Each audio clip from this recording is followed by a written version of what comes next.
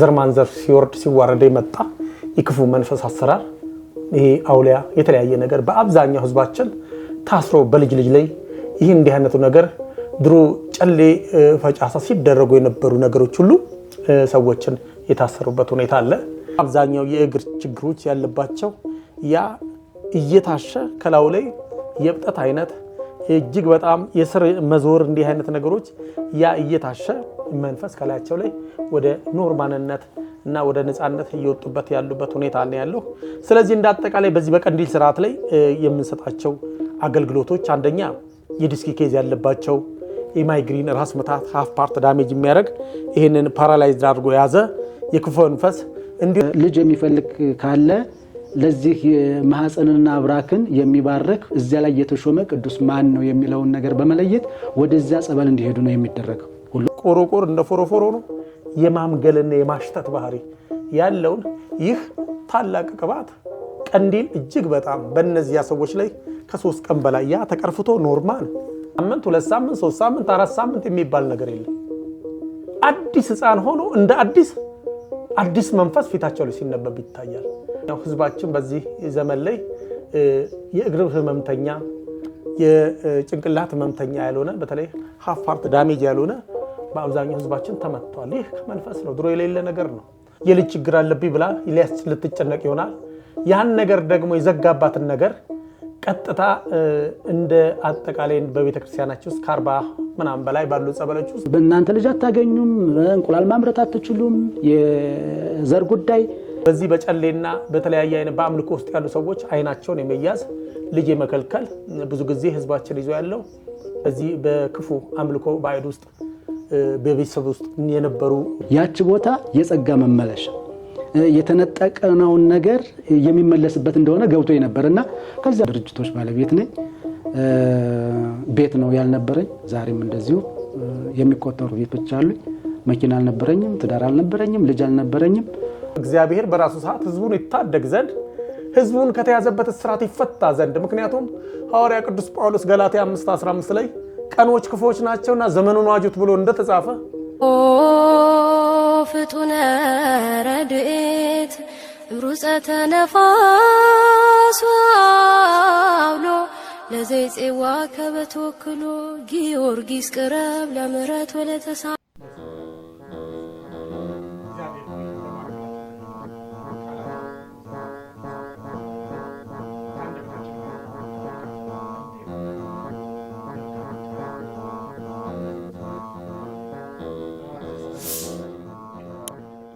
በስመ አብ ወወልድ ወመንፈስ ቅዱስ አሐዱ አምላክ አሜን። ሰላም በሀገር ውስጥና ከሀገር ውጪ የምትገኙ ውድ ኦርቶዶክሳውያን እንደምን አላችሁ? በያላችሁበት ሀገር ሰዓትና ዘመን አቆጣጠር የክርስቶስ ሰላምና ፍቅር ይብዛላችሁ።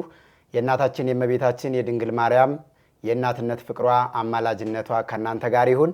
ይህ ዶርቃ ሚዲያ ነው። ስትጀምሩ እንደተለመደው ሼር፣ ላይክ፣ ሰብስክራይብ በማድረግ ሀሳብ አስተያየታችሁን ኮሜንት መስጫ ሳጥኑ ላይ በማስቀመጥ ጀምሩ። ዛሬ እንግዲህ እጅግ በሚገርምና በሚደንቅ ሁኔታ ትልልቅ የቤተ ክርስቲያን አባቶችና መምህራን ሊቃውንተ ቤተ ክርስቲያን ዶርቃ ስቱዲዮ ላይ ተገኝተዋል። የሚኖረን ቆይታ ስለ ቤተ ክርስቲያንና ስለ ምእመናን አጠቃላይ ስለ መንፈሳዊ አገልግሎት ነው የሚሆነው። በተለያየ ቦታ ታምራቶቿን በመግለጽና ታምራቷን በመስራት ብዙ ድንቅ ነገር በዘመናችን እያደረገች ነውና ዛሬ ታዲያ በቤዛዊት ማርያም ምን እየተሰራ ነው? ምን እየተደረገ ነው? ምእመናንና ምእመናት በዚህ ልክ ወደ ቦታው እየተመሙ ያለው ቤዛዊት ማርያም ላይ ምን አይነት መንፈሳዊ ድህነትና አገልግሎት እየተሰጠ ነው የሚለውን አባቶች ምላሽ እንዲሰጡበት ባደረኩላቸው ጥሪ ስቱዲዮ ድረስ በክብር ተገኝተዋል። እናንተ እስከ መጨረሻው ድረስ ከኛ ጋር ስትሆኑ በአዲስ አበባ ሀገረ ስብከት በቦሌ አራብሳ ቤዛዊት ቅድስት ማርያም ገዳም ላይ የሚደረገውን አስደናቂ ገቢረ ተአምራት ቦታው ላይ በሚያገለግሉ አባቶች ይገለጽላችኋል። እስከ መጨረሻው ድረስ ከኛ ጋር ሁኑ። በቀጥታ ወደ አባቶቼንም ወስዳችሁ ጥሬን አክብራችሁ ስቱዲዮ ድረስ ስለመጣችሁ አባቶቼ ከልብ አድርጌ አመሰግናለሁ። እንኳን ደህና መጣችሁ። እንኳን ደህና ቆየን። እንኳን ደህና እስቲ እንግዲህ ስለ ቤዛዊት ማርያም ቤተክርስቲያን ከአንዴም ሁለቴም የተለያዩ ቪዲዮዎችን ሰርቻለሁ ከዚህ በፊት። ነገር ግን በዛ ቪዲዮ እናታችን እመቤታችን ቅድስት ድንግል ማርያም ቤዛዊት ማርያም ላይ ያደረገችው ያለውን ገቢረ ተአምራትና እንዲሁም ከእመቤታችን ጋር ከ43 በላይ በቅዱሳን በነቢያት በሐዋርያት ስም የተሰየሙ ጸበላቶች አሉ። ቦታው ላይ የሚደረገውን አጠቃላይ ገቢረ ተአምራት ለሕዝበ ክርስቲያኑ በደንብ አድርሻለሁ ማለት ስለማልችል ዛሬ እንግዲህ በሚኖረን ቆይታ ቤዛዊት ቅድስት ማርያም ገዳም ላይ በዛ አስደናቂና አስደማሚ ቦታ ጸጥታው፣ የቦታው አቀማመጥ እጅግ መንፈስን የሚያረጋጋ ቦታ ነውና የዚህ ዓመት የመጨረሻ ጉዞ ነው። ማንም ሰው ባይቀር ደስ ይለኛል።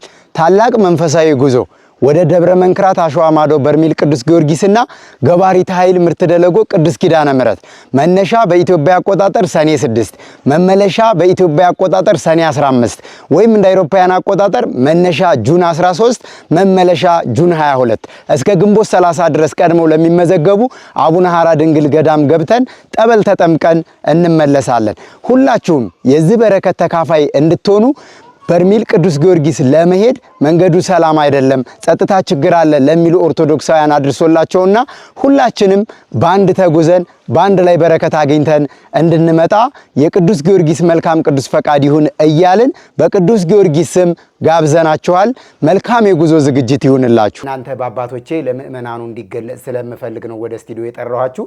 እስቲ ከማን እንጀምር አባቶቼ? ዘጠባባት ጀምር ጥሩ ነው። እንግዲህ በአባታችን መልካም ፈቃድ ወደ መምህራችን ነው ጥያቄን የምወስደው። መምህራችን መዋዘ ጥበባት መምህር መንበር እንግዲህ ከዚህ በፊት ቦታው ላይ መጥቼ የተለያዩ የቤተ ክርስቲያኒቷን ቅርሶች ቤተ ክርስቲያኗ ላይ የሚደረጉ ገቢረ ተአምራቶችን በቃልም በፎቶም እንደ ማስረጃ የወሰርናቸው ያሳየኸኝ ያስረዳኝ ብዙ ነገር አለ። እንግዲህ እስቲ ስለ ቤዛዊት ማርያም እንደው በዚህ ዘመን ምን እየተደረገ ነው? ምን እየተሰራ ነው? በጠበላቶቿ በእምነቱ በጸሎት ገድል በማዘሉ እየተሰጠ ያለው አገልግሎት እንዴት ነው? እሺ፣ እናመሰግናለሁ ወንድም አላየ። እንግዲህ ቤዛዊት ማርያም ቤተክርስቲያን የኋላ ታሪካዊ ዳራዋን ስንመለከት ከአብርሃና ከአጽብሃ ነው የሚነሳው ታሪኳ። በመልካም አገልግሎት ውስጥ እያለ በመካከል ላይ በነበረው በተለይም በዚህ በ16ኛው መቶ ክፍለ ዘመን አካባቢ በነበረው ወቅታዊ ሁኔታዎች አማካኝነት አገልግሎቱ ተቋርጧል ማለት ነው። ይህም ደግሞ የተቋረጠው ለ493 ዓመታት ያክል ነው። ድጋሚ እንግዲህ ቤተክርስቲያን ከሆነች ደግሞ አሁን 4 ዓመት ከ8 ወራት ያክል ሆኖታል ማለት ነው። ስለዚህ አሁን ዛሬ ላይ አንተም ጥሪ ያደረክልን ህዝባችንም የሚፈልገው ምን እየተከናወነ ነው፣ ወደዚህ አካባቢ ያለው አሁን የህዝብ መትመም ምክንያቱ ምንድነው የሚለው ስለሆነ ቀጥታ ወደ ድነቱ ነው የምንሄደው ይመስለኛል። እንግዲህ በዛ የሚገርም ነገር ከ493 ዓመታት በፊት የነበረው ክብር አሁን በቦታው ላይ የሚሰራ ያልተነጠቀ ቦታ ሆኖ ነው የተገነዘብነው ማለት ነው። ይህን እንዴት ማረጋገጥ ይቻላል ካልከኝ ሁላችን በዚያ ቦታ ከምንም ሰው የሆንበት ምስክርነት ነው። ያላገኘነው ነገር የለም እንዳጠቃላይ ማለት ነው። ይህንንም ታዲያ አገልግሎቱን አካባቢው ደግሞ እንደምታውቀው በአዲስ አበባ ከተማ አስተዳደር ስር አሁን ቢሆንም በቀድሞው ግዛት በየረር አካባቢ ስለሚገኝ የረር ደግሞ ዙሪያው ያለው የነገሮች መገለጥ የደህነቶች የመትረፊያም አካባቢ ነው። ስለዚህ ይህንን መገለጥ እሱነን ለኛም ደርሶን ህዝባችን ከብክነት እንዲድን ከመባዘን እንዲድን በዛ እንግዲህ እግዚአብሔር መልካም ፈቃድ ሆኖ አሁን አንተም ቅድም እንዳልከው ከ43 ጸበላት በላይ በዛ እንግዲህ ተገኝተዋል ወይም አገልግሎት እየሰጡ ነው ማለት ነው። ወደ ጸበላቱ ዝርዝር ስንመጣ ከቅድስት ሥላሴ ጀምሮ እስከ ሕፃኑ ቂርቆስ ድረስ ያለ ነው። የቅዱሳኑ መታሰቢያ ጸበል የተደረገው ደግሞ ርዕስ የሆኑት አለቃ የሆኑትን ነው የወሰድነው ማለት ነው። ይህ ስለምን ሆነ ካልከኝ ስለ ሁለት ነገር ነው። አንደኛ አለቅነት ወይም የርዕስነት በቀላሉ የሚገኝ ጸጋም አይደለም። ስለዚህ ዋናዎቹን እያሰብን የሚቀጥለውን ደግሞ ትውልዱም ስለሚጠይቅ ወደ ታችኛው ደግሞ እንደርሳለን የሚል እምነት ስለነበረን ነው። ይህም ሊቃነ ጳጳሳት አባቶቻችን ነገሩ አሳመኗቸው በነሱ ሰያሚነት እንግዲህ ጸድቋን ማለት ነው። መልካም። እንደው በዚሁ አጋጣሚ የተለያዩ ቪዲዮዎች ላይ አንዳንድ የሚንሸራሸሩ መረጃዎችን አይቻለሁ። ከዚህ በፊት ቦታው የሚጠበቀው በነብርና በዘንዶ ነው የሚባል ነገር ሰምቻለሁ። አፈታሪክ ነው? በተግባር የሚታይ ነገር ነው? ይሄኛው እንግዲህ አሁን የቦታን ቅድስና ከሚያረቁ መካከል አንደኛው እንደዚህ ትርክት ነገሮች የቦታውን ክብር ያሻሻሉ። በመሰረቱ እንግዲህ ከመጀመሪያው ጀምሮም ስለነበርን በዚያ በሰዓቱ ዘንዶም አንድ ዘንዶ እንደነበር እናውቃለን። 2 ነብሮች ዛሬ ወደ 5 ደርሰዋል እና በርካታ ጅቦች ያው መኖሪያ ነው እና ስህተት የለውም። ግን አሁን ላይ ሌሎቹን እናያለን። ዘንዶውን ግን በቅርብ ሰዓት ጀምሮ ያየንበት አጋጣሚ የለም።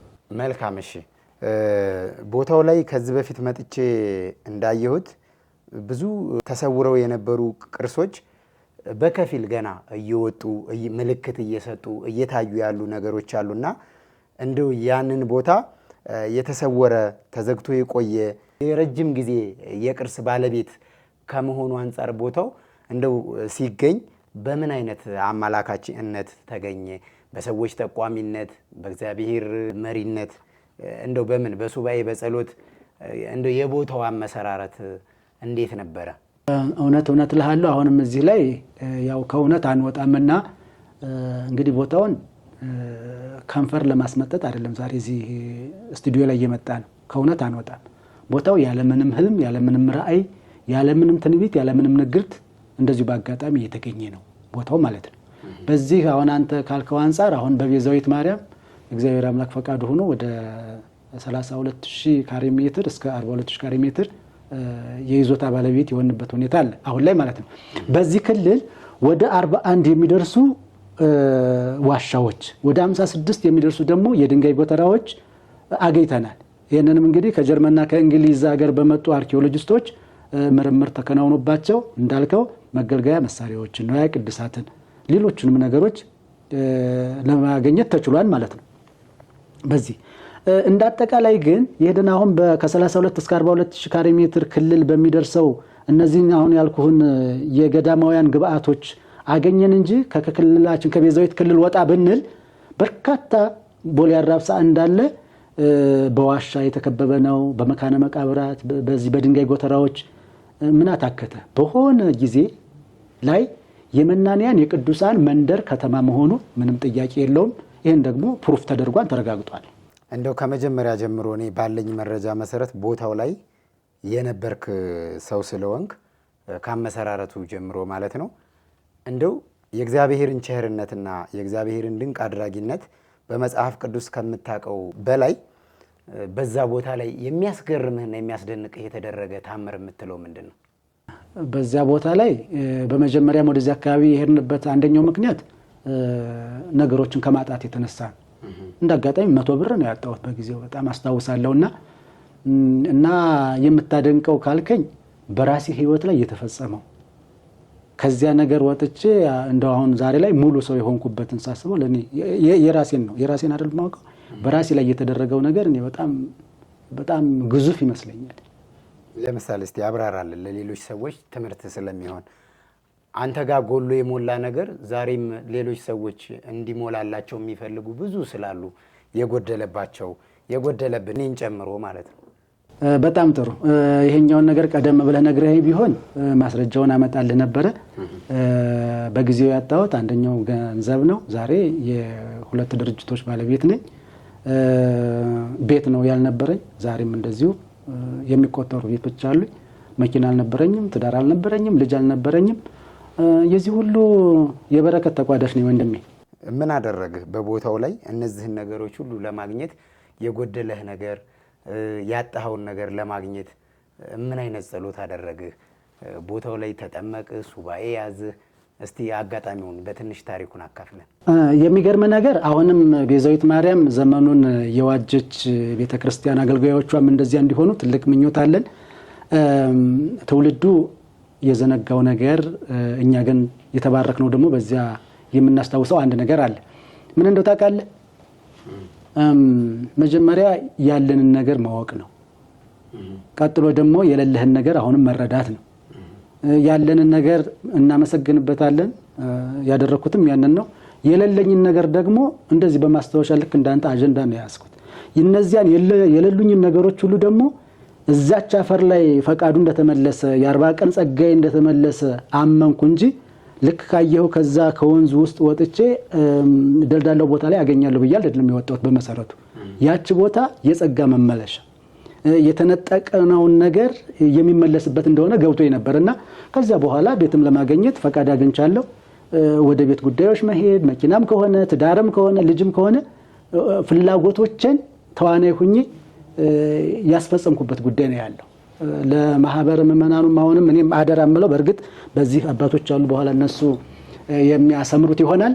ቦታው እንዳጠቃላይ የፈቃድ የተነጠቀ ነገር ካለ የዚያ መመለሻ ቦታ ነው። ስለዚህ ያለኝን አወቅኩ፣ የሌለኝንም አወቅኩ። በሌሉኝ ነገሮች ላይ በደንብ አጥብቄ ሰራው። የዚያ በረከት ደግሞ ተጎናጻፊ ሆንኩ ማለት ነው።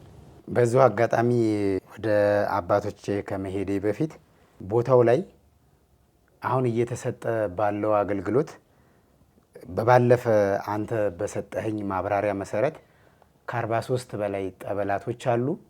በነዛ ጠበላቶች ብዙ ሰዎች ጥያቄያቸው እየተመለሰ ቋጠሯቸው እየተፈታ እየዳኑ እየተፈወሱ በክብረ በዓሏም በ21 በግንቦት 21 ክብረ በዓሉን ለማክበር ነበርኩ። ልጅ አልነበረኝም። ዛሬን እመቤቴ ቅድስት ድንግል ማርያም የሴት ልጅ እናት አድርጋኛለች ብላ ልጅ ታቅፋ መድረክ ላይ ስትመሰክር የነበረች አንድ እናት ነበረች። በዚሁ አጋጣሚ ሰዎች እዛ ቦታ ሲመጡ 43ቱንም ጠበላቶች በአንድ ቀን ተጠምቀው ነው የሚሄዱት ወይስ ደግሞ 43ቱን ለመጠመቅ እዛ የሚቆዩበት ቀን አለ? እንደው ስለነዚህም አንዳንድ ነገር ብትለን። እሺ፣ የኛውን ያው የጥምቀቱን በበላይ ሆነው የሚኖሩት ቆሞስ አባ ኤልያስ አሉ። እሳቸው የሚያሰምሩበት ነው የሚሆነው። ግን አሃዛዊ መረጃዎችን ንገረኝ ካልከኝ በዛ ቦታ ላይ እንግዲህ እነዚህ 43ቱ ጸበላት በዚያ እንዲሰየሙ የተደረገበት ዋናው ምክንያት የሕዝባችን ችግር ያገናዘቡና አድሬስ የሚያደርጉ ናቸው እነዚህ ጸበላት ማለት ነው። እና ሰው ከመጣ በኋላ አገልጋዮች ምንድነው የሚያደርጉት? ዘወር አድርገው ችግራቸውን ይጠይቃሉ።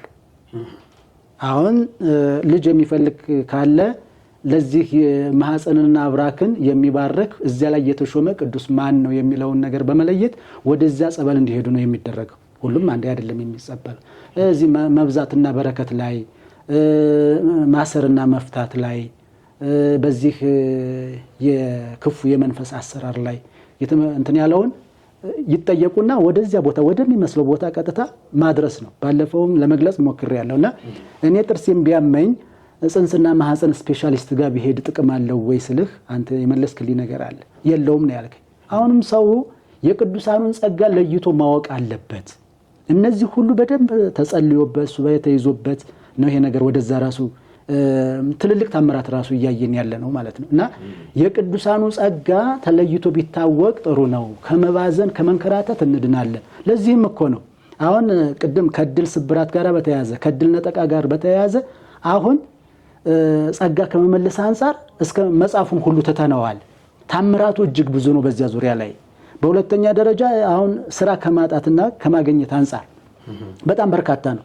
አንተ ያየኸው የልጅን ጉዳይ ነው። ወደ 105ኛ ነበረቻች የበቀደሙ ልጅ። እንግዲህ በዚህ በ4 ዓመት ውስጥ መካን የነበሩ ሰዎች ይሄ ቁጥር ትልቅ ቁጥር ነው። በመሰረቱ የዓለሙን ጥበብ የሚሽር በእናንተ ልጅ አታገኙም፣ እንቁላል ማምረት አትችሉም፣ የዘር ጉዳይ ይህንን ነገር ለማከናወን አቅም የለውም የተባለው ሁሉ ፈውስ የተገኘበት ነው። እና ቀጥሎ ደግሞ ከዚህ ከትዳሩ ጋር ተያይዞ በተለይም ይሄንን ያንተ ሚዲያ ያዩ ሰዎች በከፍተኛ ሁኔታውን ጥያቄያቸውም ራሱ የነበርና ከዚያ የሚያየነው ነገር ምንድነው?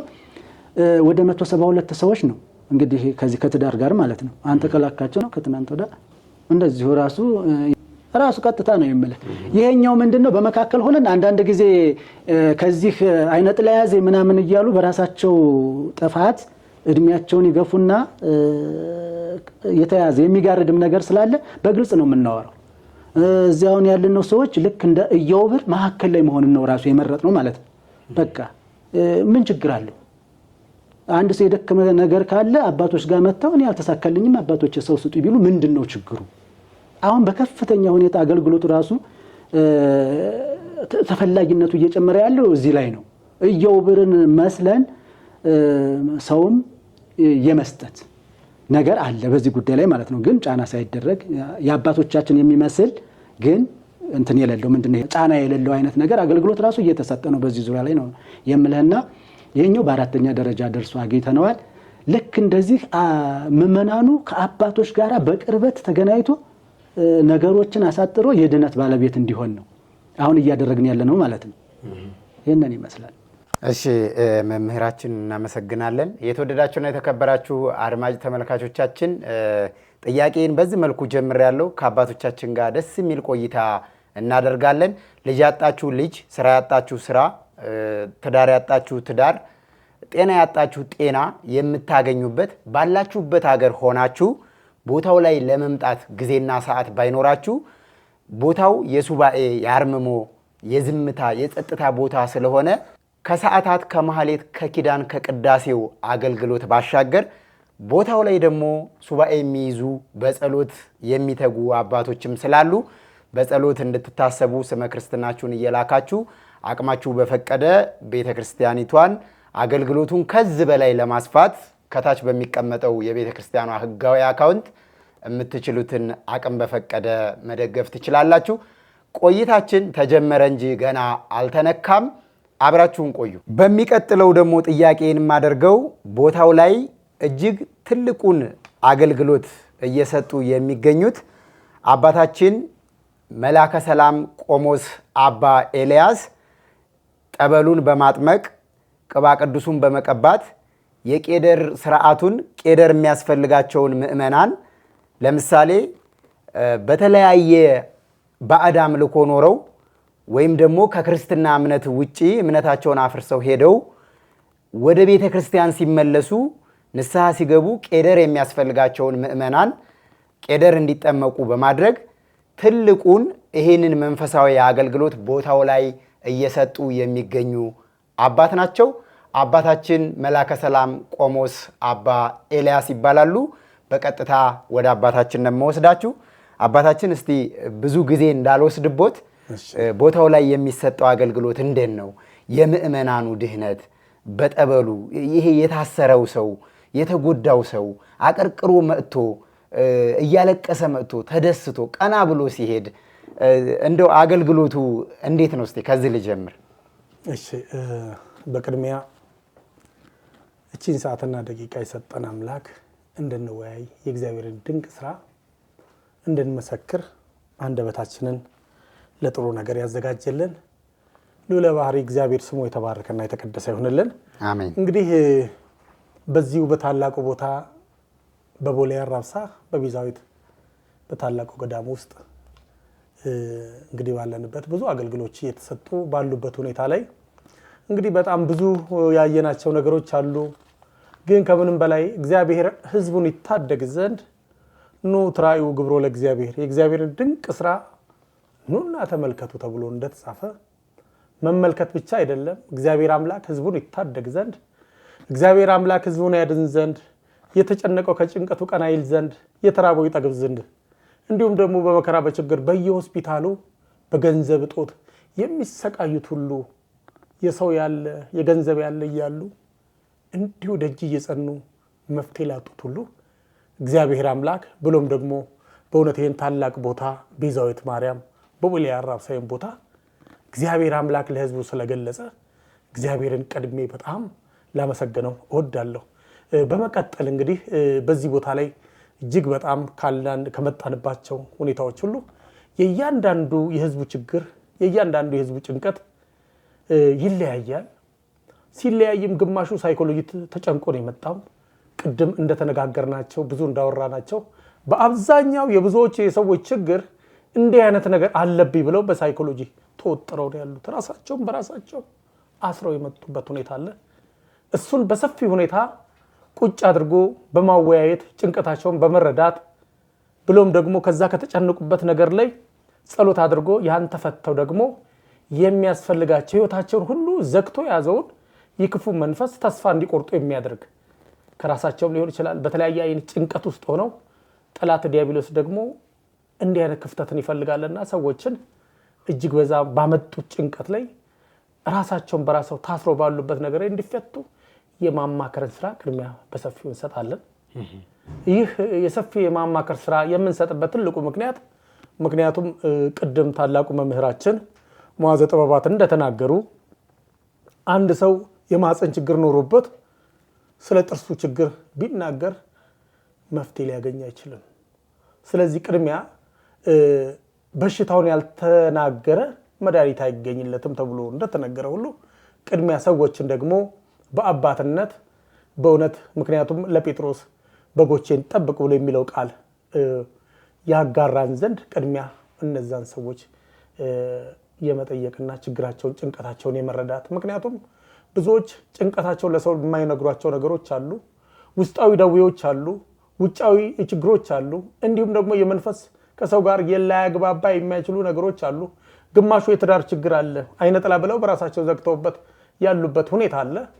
እንዲህ አይነት ነገሮችን ቅድሚያ ትሪት አድርገን ያለውን ነገር ሰዎችን አይምሯቸው እንዲመለስ ቅድሚያ በመንፈስ ቅዱስ ኃይል ጸሎት እያደረግን እነዚያን ሰዎች ወደ መስመር እንዲገቡ የማድረግ ስራ ነው የምንሰራው። ሕክምናውን ጸበሉን ከማድረጋችን በፊት እንዲህ አይነት የማነጋገርና ውስጣቸው ተጨንቆ ያሉበትን ተዘግቶ የነበረውን ነገር በመንፈስ ቅዱስ ኃይል በውስጣቸው ያለውን ያን የክፋት መንፈስ እንዲወጣና ደስታ የማምጣትን ሚስጥር እንሰራለን የማማከሩን። ይህን ካደረግን በኋላ ደግሞ ቀጥታ የደስታ መንፈስ ፊታቸው ላይ እናነባለን። በዚህን ሰዓት ላይ በትክክል እግዚአብሔር አምላክ ለሷ እንደታዘዘላት እግዚአብሔር አምላክ እንደተናገራት ያቺ ሰው በሰዓቱ ውስጧ ስላመነች ውስጧ እጅግ እግዚአብሔር አምላክ በሚነግራት በምትመከረው ምክር ደስተኛ ስለምትሆን ምናልባት በህይወት ተጨንቃባት ካሁን እድሜ ያልፍብኛል የልጅ ችግር አለብኝ ብላ ልትጨነቅ ይሆናል። ያን ነገር ደግሞ የዘጋባትን ነገር ቀጥታ እንደ አጠቃላይ በቤተክርስቲያናችን ውስጥ ከ40 ምናምን በላይ ባሉ ጸበሎች ውስጥ በሚያስፈልጋቸው በእያንዳንዱ ችግራቸውን ጭንቀታቸውን ትሪት በማድረግ ያለውን ነገር ከተጨንቀው ጭንቀታቸውን እንዲፈታ ከላያቸው ላይ በማድረግ የሚያስፈልጋቸውን የሕክምና ወይንም የጸበል አጥብቆን እንዲያካሂዱ ይደረጋል። አድርጎም ያን ጥምቀት ባደረጉ ሰዓት ላይ ግን ምንም ሳምንት 2 ሳምንት 3 ሳምንት 4 ሳምንት የሚባል ነገር የለም። አዲስ ሕፃን ሆኖ እንደ አዲስ መንፈስ ፊታቸው ላይ ሲነበብ ይታያል። ደስታቸው የተለየ ነው። ተጨንቀው የነበሩት ያ ጭንቀት ከላያቸው ተነስቶ ስትመጣ አኩርፋይ መጣች ስትሄድ ለመሄድ እንኳን እኔ እዚህ ሳምንት ልቀመጥ 2 ሳምንት ጸሎት ላድርግ ብለው እቅዳቸውን ትተው እዛው ተቀምጠው ካለው ካገኙት ደስታ የተነሳ ያ ክፉ ጭንቀት ላያቸው ላይ ተከምሮ የነበረው ነገር ከመነሳት የተነሳ ጭንቀታቸው የብዙዎች እንዲህ ሲነሳ ሲገላገሉ በአይን ያየንበት ሁኔታ አለ።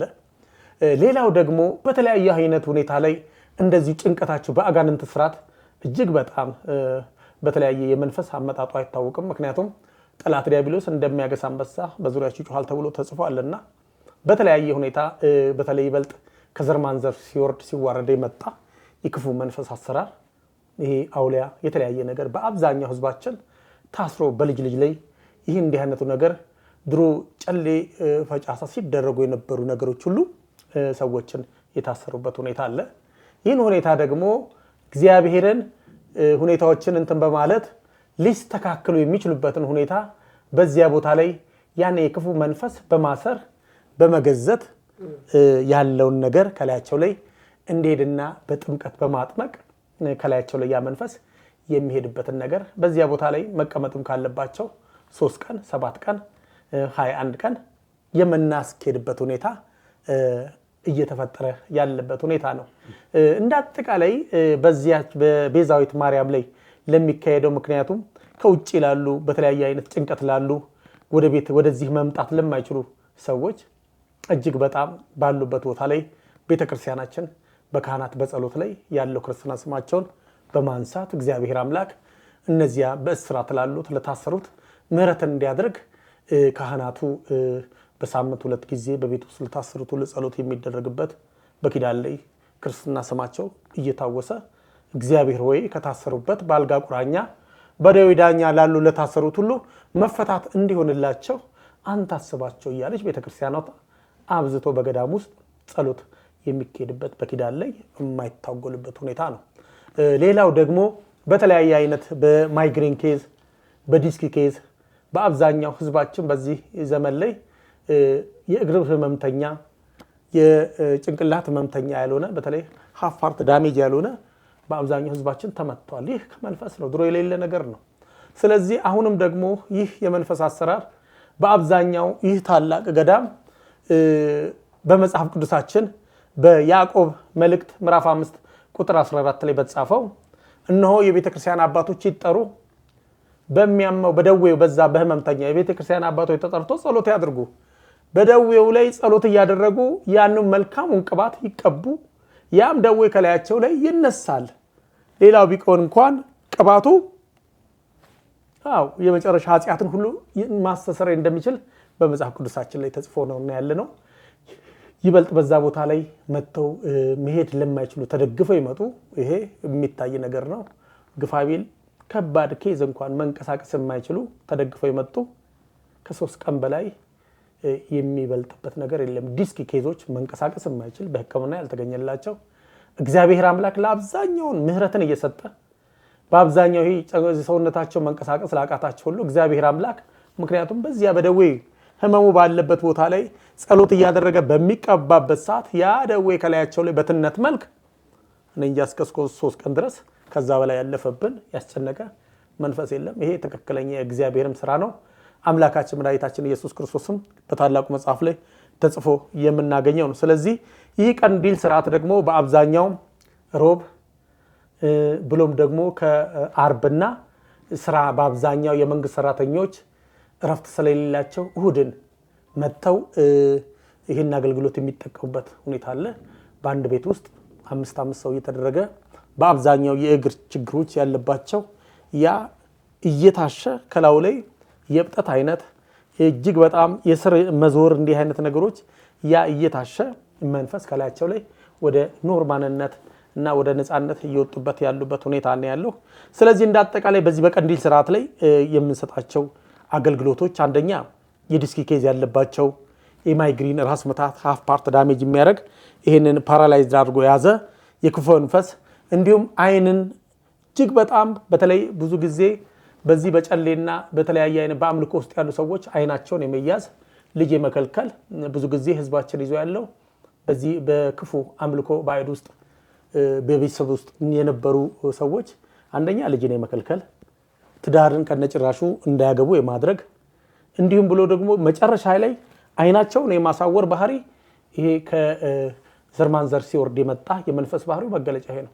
በተለይ በአንድ ቤተሰብ ውስጥ ጨሌ የሚፈጨስ ከሆነ ያ ፈጫሳ ተብሎ የሚባለው ልጆች ቤተሰብ ያን አድርገው ልጆች ካላደረጉ ቀጥታ ልጆች ላይ በመሄድ ያ መንፈስ ልጆችን አይናቸውን የመያዝ እንዲሁም ደግሞ ትዳርን የመከልከል እና እንደዚህ እንዳይወልዱ የማድረግ ባህሪ ያለበት ሁኔታ ነው።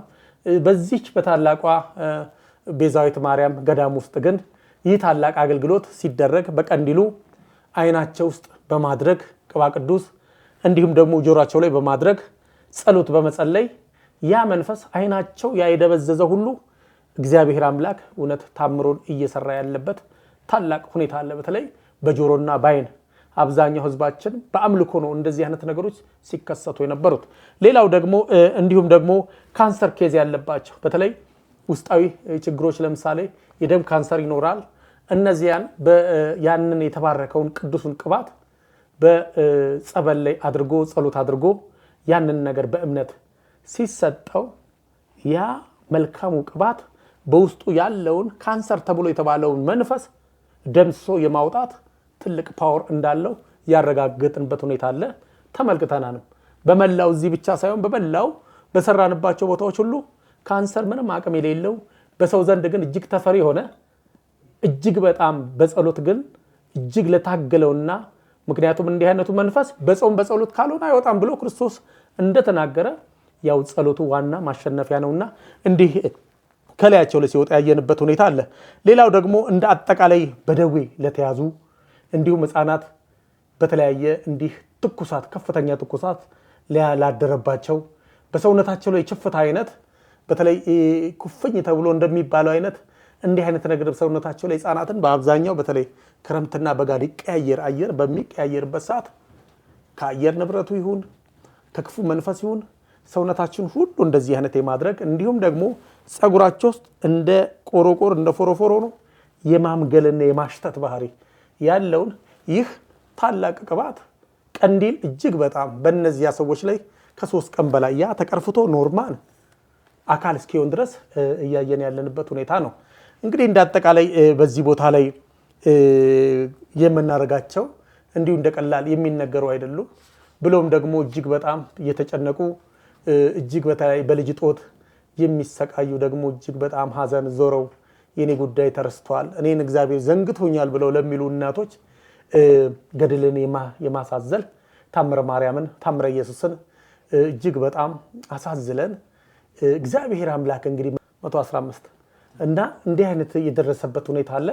አሁንም ደግሞ ሰዎች መተን ቆይ ሳንወልድ አንናገርም ብለው ለመናገር ጉጉት የያዛቸው ስልክ እየደወሉ ጸልዩልኝ እንዳይነካኝ እባካችሁ አባቶች በእመቤቴ ምልጃ በቤዛዊት ማርያም እርጉዞኛ ያለው እንዶ ያስፈጽምሽ እንደምንም 7 ወር ደረስኩ እያሉ ቀናቸውን እየቆጠሩ ቤተክርስቲያንም ስለነዛ ሰዎች እየተጨነቀች ጌታ ሆይ ሰላም የምትገላገልበትን ቀን አድርሽልን። እነሱም ጭንቀታቸውን በእመቤቴን ያዩት ይሄን ታላቅ ታሪክ አሁንም ደግሞ እስከ መጨረሻቸው ያማረ እንዲሆን ቤተክርስቲያን አጥብቃ እየጸለየች ታቅፈው ግን ሲመጡ የቤተክርስቲያን ደስታ የካህናቱ ልፋት በእውነት የህዝቡ ልፋት እጅግ በጣም ከምንም በላይ ቤዛዊት ማርያም ለብዙዎች ለተጨነቁ ሁሉ ጭንቀታቸውን እየሰማች ምክንያቱም ይሄ ትልቁ ሚስጥር በዚያ ቦታ ላይ እግዚአብሔር አምላክ ቅዱሳን አባቶችን አክብሯል። እንግዲህ በዱር በገደል በዋሻው በዚያም ሰዓት ላይ እጅግ በጣም በተሰደዱበት ሰዓት ላይ ንዋየ ቅዱሳታቸውን ከክፉ በዚያን ዘመን ላይ ከነበሩ አሳዳጆች ንብረታቸውን ታቦታችንን ይዘው በዱር በገደሉ በተሰደዱበት ሰዓት ላይ እንግዲህ እግዚአብሔር አክብሮ ዛሬ ይህ ታላቅ ድንቅ ሚስጥር በዘመኑ ሊገለጽ ችሏል። እንግዲህ እግዚአብሔር አምላክ በዘመኑ ደግሞ ይሄንን ሚስጥር ሊገልጽበት የቻለበት አንድ ሚስጥር አለ። እንግዲህ ቅድም ታላቁ መምህራችን እንደተነገረው በራእይ ነው የተገኘው በሚል ጥያቄ ላይ አይደለም። እግዚአብሔር በራሱ ሰዓት ህዝቡን ይታደግ ዘንድ ህዝቡን ከተያዘበት እስራት ይፈታ ዘንድ ምክንያቱም ሐዋርያ ቅዱስ ጳውሎስ ገላትያ 5:15 ላይ ቀኖች ክፉዎች ናቸውና ዘመኑን ዋጁት ብሎ እንደተጻፈ እጅግ በጣም ዘመኑ እጅግ በጣም የከፋ ዘመን እንደመሆኑ መጠን ዛሬ በሀገራችን ያሉት ወጣቶች ድሮ እጃችንን ጠቁመን ስንናገር በነበረበት ሰዓት ሩቅ ብለን ያለው መንፈስ ዛሬ በእጃችን ላይ በሞባይል ጭምር ያዝንበት ሁኔታ አለ። ዛሬ ወንድ ከወንድ ሴት ከሴት እየተዳራ ያለበት እጅግ ዘግናኝ የሆነበት ዘመን እንደመሆኑ መጠን ወጣቱ እጅግ በጣም ከእግዚአብሔር ሐሳብ የራቀበት ታላቅ ጊዜ እንደመሆኑ እግዚአብሔር ደግሞ ስራው ይገለጻል። ሲገለጽ ደግሞ ዛሬ በዚሁ እንዲህ አይነት ታላቅ ታሪካዊ የሆነ ዋሻን እንዲህ አይነት ሚስጥራዊ የሆነ ዋሻን እንዲህ አይነት ድንቅ ታምርን የሚሰራ ዋሻን እግዚአብሔር በዚሁ በመሃል በቦሌ አራብሳ የመግለጹ ትልቁ ሚስጥር ህዝቡን ወጣቱን ይታደግ ዘንድ በእውነት የታመመው እንዲድን በዚሁ በቅርብ እንዲያገኝ እንዲህ አይነት ድንቅ ታምራትን እግዚአብሔር እያደረገ በተለያየ መንፈሳዊ ስርዓት ውስጥ ያሉ ወጣቶች ብሩህ አይምሮ እንዳይኖራቸው ጠላት ዲያብሎስ አይምሮአቸውን ወደ ኋላ ስትራፕ አድርጎ ይዞባቸው ማስተዋል እንዳይኖር እጅግ በተለያየ አይነት በመንፈስ አሰራር ተጠምደው እንዳይቀሩ በዚህ በሞባይላቸው ዛሬ ጥሩ ሁኔታ ላይ ወጣቱም እየተመለሰ ንስሐ እየገባ ከእግዚአብሔር ጋር እየታረቀ እንግዲህ የእግዚአብሔርን ፊት እየፈለገ ወደ ቤተክርስቲያን እየገሰገሰ ባለበት በዚህ በቤዛዊት ማርያም ላይ እጅግ በጣም ድንቅ ስራ እየተሰራ ያለበት ሁኔታ ነው ያለውና እንደዛ ነው። እሺ አባታችን አሁን የተናገሩት ንግግር በሙሉ ትውልዱ እየማቀቀ ያለበት ትክክለኛ ዓለም ላይ ያለው አሰራር ነው። አሁን በዚህ በማይግሬን በኦቲዝም በካንሰር በስኳር በጉበት በግፊት ስራ በማጣት ልጅ በማጣት ፍቅር በማጣት እንዳለ በርኩስ መንፈስ አሰራር ያልተያዘ ትውልድ የለም። ሁሉም ከዘር ማንዘር ሲወርድ ሲዋረድ በባዕድ አምልኮት የተጨማለቀ ህዝብ ነው ያለው አጠቃላይ ማለት ነው። እና እርስዎ ይሄን ንግግር ሲናገሩ ምናልባት እኔ እንግዲህ ወይ እስካሁን አላየሁም ወይ እኔ አልሰማሁም ወይ እናንተ አልተናገራችሁ ይሁን አላቅም። አሁን ይሄንን ወደ ሚዲያ ወጥቶ በሀገር ውስጥም ከሀገር ውጭም ያሉ ሰዎች ይሄንን መልእክት ሲሰሙ እንደው ቦታው ላይ አሁን የተባለውን አገልግሎት ለመስጠት ምን ያክል ዝግጅት አለ? አንደኛ ሰው ዛሬ ያጣው የሚሰማው ነው። ለምሳሌ ሚስት የምትናገረውን ባል አይሰማም፣ ባል የሚናገረውን ሚስት አትሰማም፣ አባት የሚናገረውን እናት አትሰማም፣ እናት የምትናገረውን ልጅ አይሰማም። እናንተ ደግሞ ገና ሰው ሲመጣ ወደ ጠበሉ ከመሄዱ በፊት ጸሎትም ሳይጀመር ይሄ ሰውዬ ከእግዚአብሔር የሆነውን ነገር ከመስጠታችን በፊት ከኛ የሆነውን ነገር ሳይኮሎጂካሊ ያንን ሰው ገና እንረዳዋለን ትሪት ለማድረግ ቀስ ብለን ችግርህ ምንድነው? ልጅ ነው ያጣኸው? ገንዘብ ነው ያጣኸው? ጤና ነው ያጣኸው? ምንድነው ያጣኸው? ምን ሆነህ መጣህ? ችግርህ ምንድነው ብለን አቀባበል አድርገን ትሪት እናደርገዋለን የሚለው ሐሳብ ይሄ ለሁሉ ተደራሽ ይሆናል። የአገልግሎቱ ቤተክርስቲያኒቷ ምን ያክል ዝግጅት እያደረገች ነው? በእርግጠኝነት ይሄንን ሰው ያጣው ሰው ማግኘት ያቃተው ይሄንን ስለሆነ እንደው ዛሬ ሰው ትንሽ ስለሆነ ነው ወደፊት ብዙ ሰው ቢመጣስ ማስተናገድ እንችላለን በሚል መሰረት ባለው ነገር ተዘጋጅታችሁበታል ወይ የሚለውን እስቲ በደንብ አብራሩልኝ። እንግዲህ እግዚአብሔር አምላክ አሁንም በድጋሚ ዋናው ትልቁ ሐሳባችንም እቅዳችንም በተለያየ አይነት በውጭም በአገር ውስጥም እውነት እጅግ በጣም በውጭ ኖረው ብዙ አይነት ጭንቀትና ችግርን በእውነት ይሄን ሚዲያ የሚመለከቱ አሉ። የውስጣቸው ጭንቀት የሚያማክራቸው ትሪት የሚያደርጋቸው አጥተው በእውነት እንዲህ አይነት ነገር የመንፈስ ቅዱስ ኃይል ምክንያቱም የእግዚአብሔር ቃል ሁለት አፍ ካለው ሰይፍ ይበልጣል፣ አጥንትና ቅልጥም ጅማትንም ይበጥሳል ተብሎ ተነግሯልና ይህ ኃይል ያለው የእግዚአብሔር ቃል ደግሞ ከምንም በላይ ሲነገር የመንፈስ ቅዱስ ኃይል በነዛ ሰዎች ከልብ በሚያዳምጡት ሰዎች ላይ በርቀት ባሉት ጊዜ በወሰናቸው ቦታ በወሰናቸው ርቀት በወሰናቸው ሰዎች ላይ ይህን ነገር የሚመለከቱ ሁሉ በእውነት አሁንም እግዚአብሔር አምላክ ይህን ክፉ መንፈስ ሁሉ ከላያቸው ላይ በእውነት በትነት መልክ እንደሚያመነሳ እርግጠኛ ሆነን አሁንም ይህን ቃል እንናገራለን። ምክንያቱም ቃሉ የእግዚአብሔር ቃል ስለሆነ ሰሪው መንፈስ ቅዱስ ስለሆነ ሁሉን ማድረግ የሚቻለው እግዚአብሔር ስለሆነ ከልቡ ለተቀበለ የግዴታ የቦታው መምጣት ብቻ አይደለም ብዙዎች መምጣት አቅቷቸው በእውነት ይሄንን እንዲህ አድርጎ የሚያማክራቸው አይዟችሁ በርቱ ጠንክሩ ብሎ የሚመክራቸው ሰዎች ያጡበት ሁኔታ አለ። ነገር ግን እንደ ቤዛዊት ማርያም ቤተክርስቲያን ግን ባሉት መስራቾች አባቶች እጅግ በጣም ጠንካራና ችግርን ሁሉ ተቋቁሞ ዛሬ እዚህ ሰዓት ላይ ደርሰዋል። እንግዲህ 4 ዓመት ማለት ቀላል ነገር አይደለም። በ4 ዓመት ውስጥ በጣም እጅግ በጣም ብዙ ስራዎች ቢሰሩ ይበልጥ ደግሞ ያለውን እያንዳንዱን አገልጋይ ያሉትን አገልጋዮች በቂ ደሞዝ ባይከፈላቸው ነገር ግን ስራ አለብኝ በእውነት ህዝባችን ይዳን ከሚል ሁሉም ቅንና መልካም አባቶች እንደመሆናቸው መጠን ለሁሉም የስራ ድርሻ ግማሹን በላይ በር ግማሹን በታች በር የሚመጡትን ከፋፍሎ ቦታ ሰጥቶ ሰዎችን እያንዳንዱ ነይሲ ምንድነው ችግርሽ አዲስ ናችሁ በመጠየቅ የውስጣቸው ችግር አሁን ልንጠመቅ በዚህ ጉዳይ ነው ሁሉም እያንዳንዱ እየያዘ በየቦታው ላይ ሰዎችን በሚያለባቸው ውስጣዊ ችግርን ንሳ መግባት የሚያስፈልጋቸው ከሆነ ንሳ ምክንያቱም ሰው በአሁኑ ሰዓት ቀርቦ ቁጭ ብሎ የውስጡን የሚነግረው በተለይ በገዳም ላይ የውስጡን ጭንቀት የሚናገርበት የሚያፈስበት ያጣ ህዝብ ነው ያለው ሁሉ የውስጡን አምቆ ከራሱ ጋር የሚታገል ህዝብ ነው ያለው።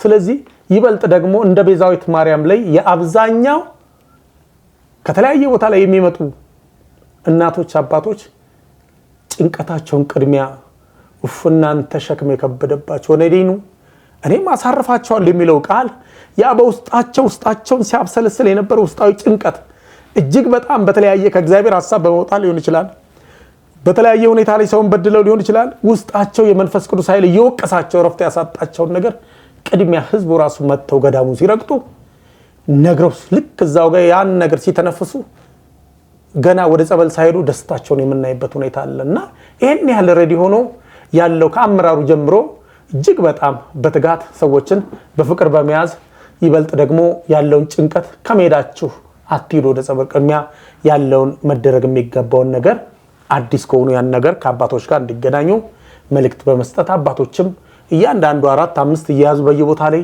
ንስሐ የሚገባውን ንስሐ በመስጠት እንደገና ደግሞ የጨነቀውን ደግሞ በምን አይነት ሁኔታ ላይ የት ጋር መጠመቅ እንዳለበት ምን ማድረግ እንዳለበት እንዴት መገልገል እንዳለበት ምሪት በመስጠት አገልግሎት በሰፊው የተሰጠ ያለበት በቤዛዊት ማርያም ዋና ትልቁ ነገር ቤዛዊት ካሰኛ ትልቁ ሚስጥር ይሄ ነው። ከጸበሉም የትም ቦታ አለ ያለ ይበልጥ ደግሞ ሰዎችን ትሪት አድርጎ ደግሞ በአጭር ሰዓት ከጭንቀታቸው በአንድ ቀን ተገላግሎ መሄድ ይህ ከምንም ከበሽታም በላይ በሽታ ሰዎች አይምሯቸው ሰው የስጋን ህመም በጸበል ይድኑታል። ነገር ግን ውስጣዊ ጭንቀትና ሐሳብን ግን በአባቶች ባለማማከር የተነሳ ተሸክመው ይዘው ቢሄዱት ያ ሰው አይምሮ ኮንፊውዝድ ሆኖ ከማበድ ውጪ ሌላ ምንም ነገር የለውምና ይበልጥ እንዳጠቃላይ ይሄን ያህል ቤተክርስቲያናችን ባሉት አባቶች እጅግ መልካም በሳል የተማሩና ሊቆች በአብዛኛው ከዲያቆናት ተነስቶ ያሉት ብዙዎቹ ይበልጥ በቅድስት ሥላሴ ውስጥ የሚማሩ ብሎም ደግሞ እጅግ በጣም በተለያየ በትምህርቱም እጅግ የጠነከሩ ስለሆኑ ሰዎችን እጅግ ለማማከርና ሰዎችን ወደ ራሳቸው አቅርበው እግዚአብሔር እንዲፈልጉ ያ የተጫናቸውን ጭነት ከላያቸው ላይ እንዲነሳና ነፃ እንዲሆኑ ዋና ቅድሚያ ትልቅ አገልግሎት ከምትሰጠው ስራ አንዱ ቤዛዊት ማርያም ላይ ዝግጅነቱ እጅግ በጣም የተለየ ነው። ይህ ብቻ አይደለም።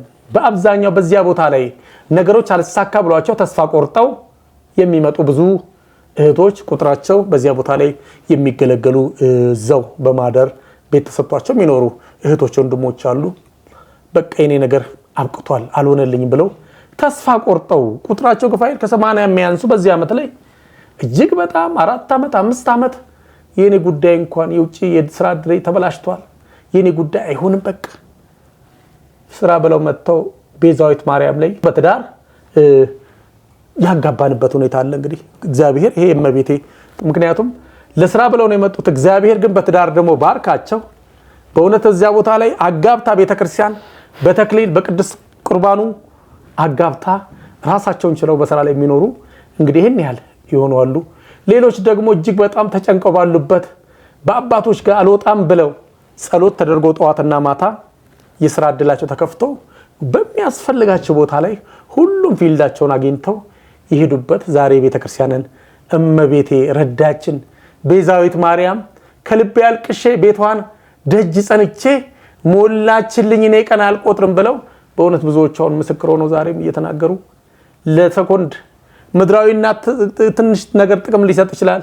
ግን የእመቤቴ ደግሞ የምትሰጠው የዘላለማዊ ደስታን ነው ብለው በእውነት ዛሬም ከሷ ላይ የማይለዩ እናቶች እህቶች ወንድሞች ቁጥራቸው ይሄን ያህል አይደለም። ይህ ሁሉ ዋናው ድሮ የተደረገው መልካም አባቶች በመኖራቸው የሰዎችን ጭንቀታቸውን ባሉበት አይዞሽ ልጄ ብለው የነሱን ጭንቀት የመመኑን ችግር የኛ ችግር ነው ጭንቀታችሁ ጭንቀቴ ነው ህመምሽ ህመሜ ነው ብለው አልቅሰው በእውነት ትሪት አድርገው እነዛን ሰዎች ከጭንቀታቸው ነፃ እንዲሆኑ ምክንያቱም ያለውን ውስጣዊ ችግራቸውና ጭንቀታቸውን በመንገራቸው ደግሞ ወደ እግዚአብሔር ደግሞ እነዛ አባቶች አልቅሰው ሁሉም መፍትሄ ያገኙ ተደስተው የሚገባበት ትዳር የሚፈልገው ትዳር ልጅ የሚፈልገው ልጅ እየወለደ የሚደሰትበት ሁኔታ ያለበት እጅግ በጣም ታላቅ ድንቅ ቦታ እንደሆነ በጣም አረጋግጣለሁ። ምክንያቱም በህይወት እጅግ ቦታዎችን ብናይም ግን እንደዚህ እንደ ቤዛዊት ማርያም ደግሞ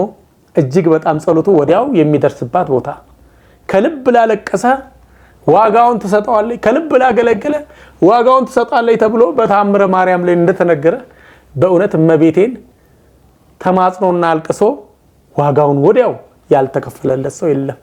ይህ ማንን ይሄን በሚዲያ የሚመለከቱት ሁሉ በአብዛኛው በውጭ በአገር ውስጥም ያሉት የደረሰላቸው በአብዛኛው በዚህ ዓመት ውስጥ ቁጥራቸው እንዳጠቃላይ ከ600 ከ700 ያላነሱ ወደ ውጭ ወጥቶ በቤዛዊት ማርያም አማካይነት ዛሬም ደግሞ እዛ ሆነን እየደወሉ አይዟችሁ ደርሰናል እያሉ የሚሉ ብዙ እህቶችም ወንድሞችም አሉና እንዳጠቃላይ ይህ ሁሉ ሚስጥር ደግሞ ከካህናቱ ከአባቶች ዝግጅነት እየተነሳ ነው። እሺ አባታችን መላከ ሰላም ቆሞስ አባ ኤልያስ የመጨረሻ አንድ ጥያቄ ልጠይቆትና ወደ መጋቢ ሐዲስ መምህር ዲበኩሉ ሄዳለሁ። ምእመናን ከሀገር ውስጥም ይሁን ከሀገር ውጪ በቅርብም ይሁን በሩቅ ያሉ የቤተ ክርስቲያኒቷ ወዳጆችና ልጆች መቼና መቼ መምጣት አለባቸው? አገልግሎቱ በቀጠሮ ነው የሚሰጠው? ዘወትር በመጡ ቁጥር እንደ ቅዳሴው እንደ ኪዳኑ ነው? መቼና መቼ መምጣት አለባቸው? እሺ እግዚአብሔር የተመሰገነ ይሁን። አሁንም ሰሪው መንፈስ ቅዱስ ነው። በተለይ በአብዛኛው የመንግስት ሰራተኞች ይኖራሉ።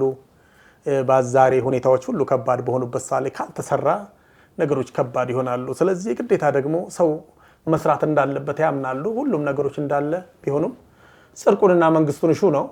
ይበልጥ ደግሞ ከእግዚአብሔር ጋር ሰዎች ያላቸውን ሪሌሽን ከእግዚአብሔር ጋር ቅድሚያ ሊያደርጉ ይገባል። አገልግሎቱ ለምሳሌ ስራ የሌላቸው በአብዛኛው መምጣት ለሚችሉ በማንኛውም ሰዓት ላይ ክፍት ሆኖ አገልግሎትን እየሰጠን ያለው በማንኛውም ሰዓት ላይ ሰዓት ተብሎ ይበልጥ ደግሞ በአብዛኛው በስራ ላይ ያሉት ደግሞ ልክ ሄሎ በዚህ ሰዓት በተለይ ቅዳሜ እጅግ በጣም የብዙዎች መምጫ ነው። እጅግ በጣም የሚጨናነቅበት ነው። በተለይ በቅድም እንደተነጋገር ነው የዚህ የቀንዲሉ ስርዓት ይበልጥ የተለያየ በተለይ ማይግሪን ራስ መታት ከባድ ራስ መታት የመጨረሻው ኬስ ነስር ነው። ነስር የማምጣት ነው። እንዲሁም ደግሞ በደም የማስቀመጥ ነገር እንዲህ አይነት አለበትና የብዙዎች በቃ እንዲህ አይነት የተፈወሱ ሰው ደግሞ እንዲህ ያመመው ስራ ቢባል ይከብዳል።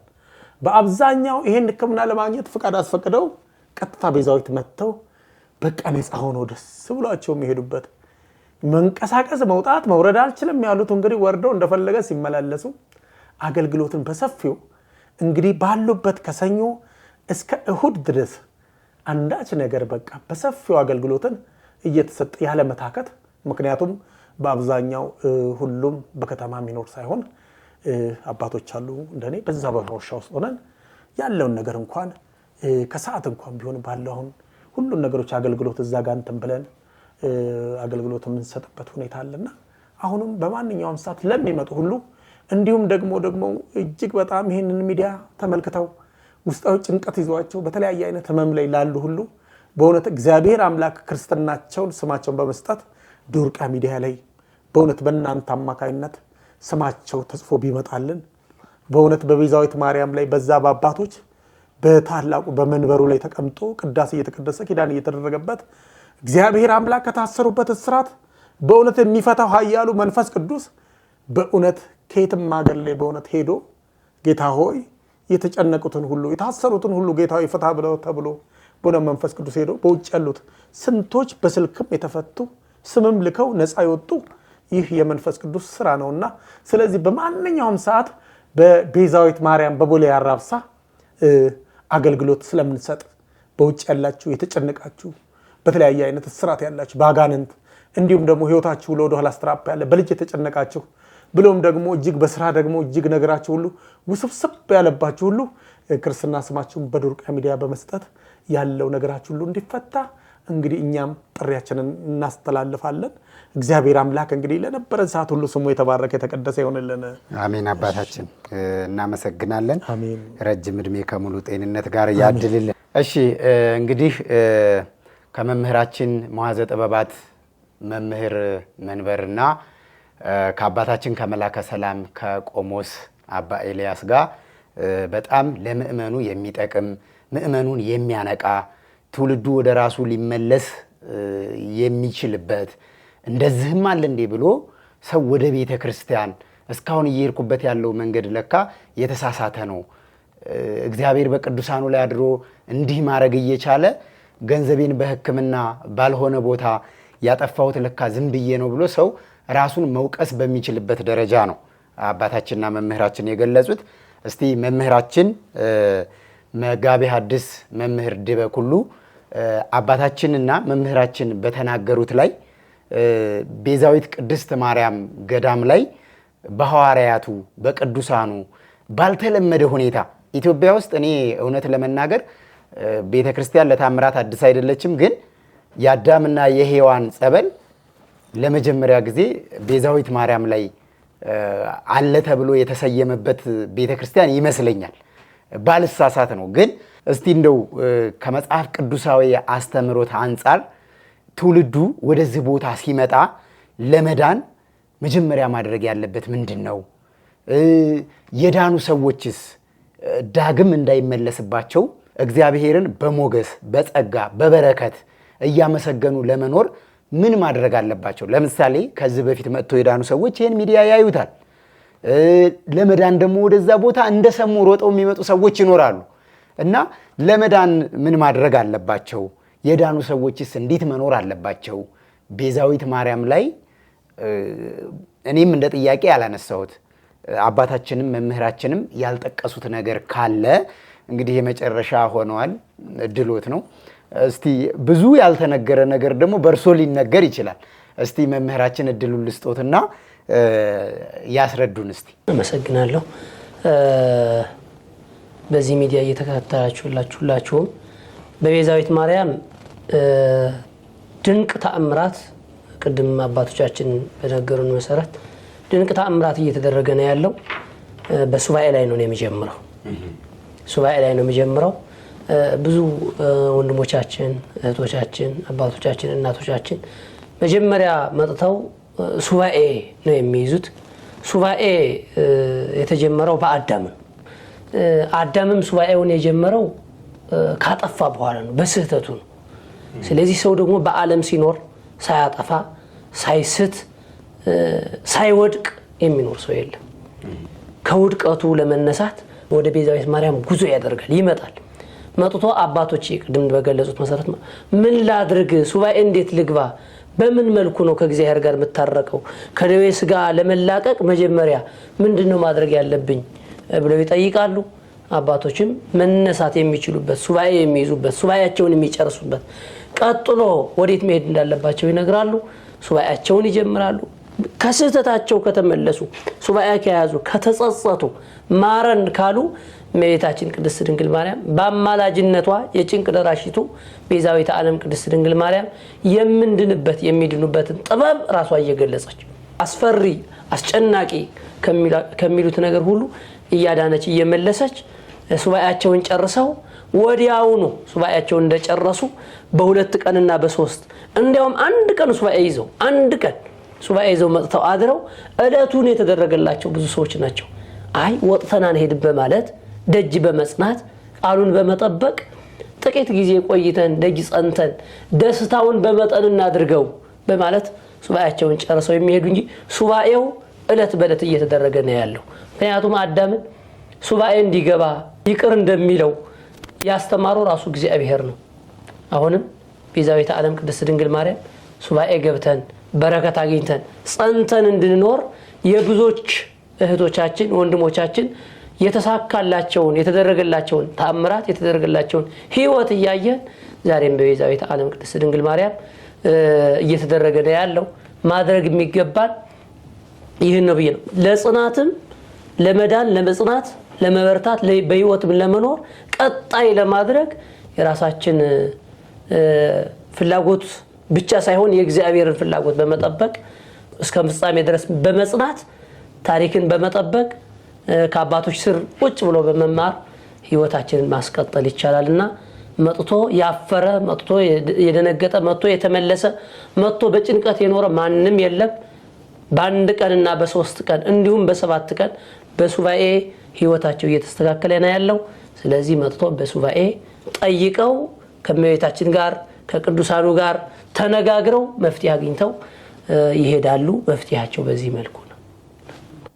የዳኑ የተፈወሱ ሰዎችስ ምን ማድረግ አለባቸው? የዳኑ የተፈወሱ ሰዎች ማድረግ ያለባቸው በመጽሐፍ ቅዱስ የተቀመጣል። ዳግመኛ ይህን ነገር አታድርግ ተብሎ በመጽሐፍ ተጽፏል። ወእምዝዜ አኪ ይርከብከ ይላል ቃሉ። ምክንያቱም የበለጠ ከዚህ የከፋ እንዳያገኝ ቃሉን ጠብቀህ ኑር ነው። ቃሉን ጠብቀህ ኑር ነው። ቤዛዊት ማርያም ላይ መጥተው ተስለው በረከትን አግኝተው ጤና አግኝተው ስራ አግኝተው የውጭ እድል ተዘግቶ የነበረባቸው የውጭ እድላቸው ተከፍቶ በዛ የሚኖሩ ብዙዎች አሉ። ማድረግ ያለባቸውን እያደረጉ ነው። የተደረገ ቃል የገቡትን እየፈጸሙ መኖር ቃል የገቡትን ከእመቤታችን ጋር የተነጋገሩትን ከእግዚአብሔር ጋር የተነጋገሩትን የተደረገላቸውን ተአምር የተደረገላቸውን ታሪክ እየፈጸሙ እየቀጠሉ መኖር ማቋረጥ አስፈላጊ እንዳልሆነ እናስተምረው። እሺ መምህራችን ቃለ ሕይወት ያሰማልን። በዚሁ አጋጣሚ እንግዲህ ያው ሁላችሁም ጋር በጥያቄ ደርሻለሁ። ምናልባት እኔ በጥያቄ ያላነሳሁት እናንተ ቦታው ላይ ይሄ ባይቀር መገለጽ አለበት የምትሉት ነገር ካለ እድል ለሶስታችሁም መስጠት እችላለሁ በቅደም ተከተል። ዛሬ እኔና እናንተ የተነጋገርንበትን ነገ ደግሞ እኔ ነኝ የተደረገልኝ እኔ ነኝ የሆነልኝ የሚሉ ሰዎችን በተግባር መሬት ድረስ ወርጄ በመስራት ይሄ የሚዲያው ኃላፊነት ይሆናል። እናንተም ደግሞ የምታውቁትንና የምታውቋቸውን ሰዎች በማግኘት የቦታው ታምር፣ የቦታው ቃል ኪዳን፣ የቦታው ክብር እንዲገለጽ የተቸገሩ ሰዎች፣ የተጨነቁ ሰዎች መጥተው እንዲድኑ፣ እንዲፈወሱ በጋራ የእግዚአብሔርን ድንቅ ስራ ለዓለም እንመሰክራለን። እድሉ ልስጣችሁ መናገር የምትፈልጉት ካለ። አጠር ያለ ነገር ነው አሁን መናገር የፈለኩት። በቤዛዊት ማርያም ቤተክርስቲያን አሁን እየተሰጡ ያሉትን ነገሮች አጠር ባለ ደረጃ ያው የትኛውም የኢትዮጵያ ቤተክርስቲያን የሚሰጠው አገልግሎት ዘወትር ኪዳንና ቅዳሴ አለ ማለት ነው። ከዛ ወጣ ስንል ደግሞ የጸበል አገልግሎት ነው። ጸበሉ ላይ እኔ በጣም ዝጭ ላይ መናገር እፈልጋለሁ።